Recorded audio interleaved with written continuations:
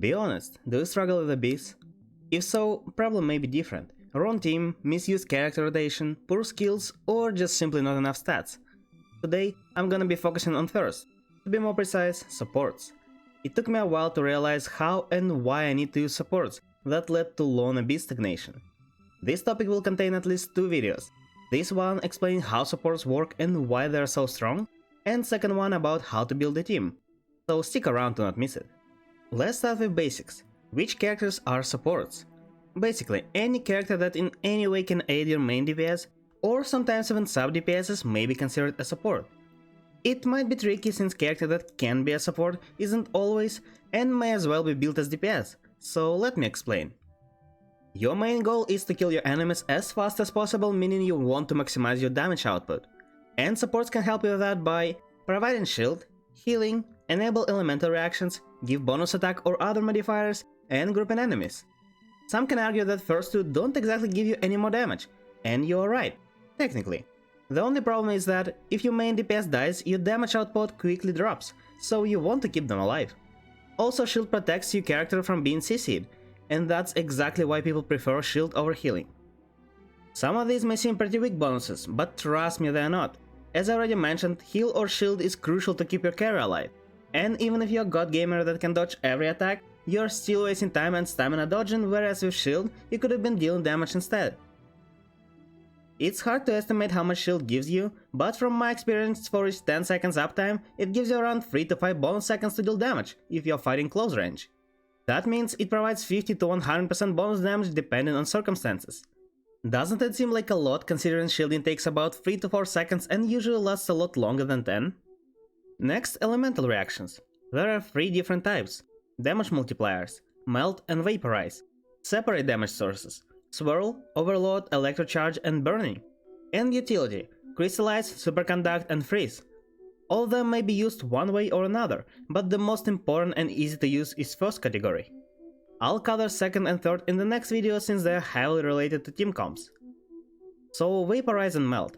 Without considering elemental mastery, they multiply the damage that caused it to happen by 2 if reaction was straight, or 1.5 if reversed.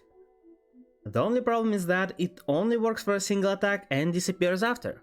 So unless you do it for one big burst damage, it's not worth it? Not really. There are a lot of characters that can apply elements off-field. Most of them are also being referred as off-field DPSs, such as Sanling, Xingqiu or Kaya. Depending on your attack speed, they might not be able to provide elemental reactions on each attack, but they also deal damage themselves, which at worst cancels it out. That brings us to another 50 to 100% bonus damage, and remember, these bonuses stack multiplicatively, meaning if you have 100 damage over 10 seconds, with shield in best case scenario you'll increase that number to 200, and by running off-field DPS with straight reaction, you'll increase it even further to 400. Just 2 characters pressing one button in rotation increase your damage 4 times. Do you still think it's not worth it? Next one, bonus attack and other modifiers. Almost always your best choice here is banned if your main DPS is attack based. There are other options if not, that are usually barely worse. How much attack does your main DPS have? If you are building them right, it's usually a number between 1500 and 2500, so let's estimate it at 2000. If you have more, consider rearranging your stats to get less attack and more crit. With his ult, Bennett gives you 95.2% of his base attack as bonus at talent level 9, and 132 if you're a lucky owner of Bennett C5. I'm again gonna showcase best realistic scenario, but don't worry, he's not a lot worse at lower investment. That being said, his best weapon is Aquila Favonia, or another one with high attack. In worst case, you can just give him Prototype, its damage is just 119 less on Aquila. With Aquila at C5 with talent level 12, your band will provide 1141 bonus attack, plus 20% of your carry base attack, which is usually around 800, effectively giving you 1300 bonus attack, which is yet another 65% bonus for your hyper carry. There are also grouping enemies left, which is really hard to estimate since it strongly depends on your team, but in most cases it provides you with again about 100% bonus damage, or even more if you can deal AoE damage. Sometimes crowd control supports can even replace Shielder, giving you the same bonus. And just like that, with adding to your team shielder that needs nothing but HP or defense, or field DPS which really only needs energy charge, and Bennett with high ult level, ER, weapon and noblesse artifact set, you can increase your damage by 6.6 times. You can, yes, but will you? I just explained the best case scenario, which is unlikely to achieve, right?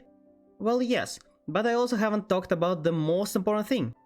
Some supports can fulfill several roles.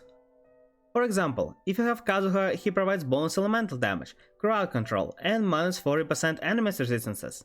So Kraus gives you crowd control, elemental mastery, bonus attack, and also shreds enemies resistances.